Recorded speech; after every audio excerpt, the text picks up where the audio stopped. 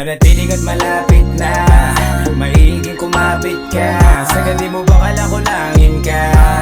Huwag mo pa hupain niya. Manatiling at malapit na, maiging kumapit ka. Sagad di mo ba kalakulangin ka? Huwag mo pa hupain niya. Manatili tibayan ng damdamin, sarili lang makakasagot sa mga bakit. Ang mga gawain, kailangan mo munang asawahin bago yan tuluyang mapasakin. Magpagaling at tumuloy ka, masakit bago magisik ka.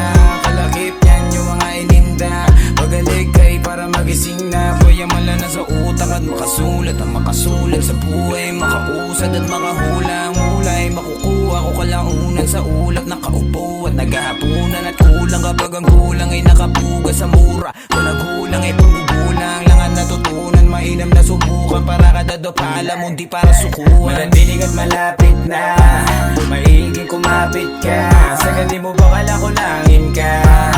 Huwag mo pa hupain niya.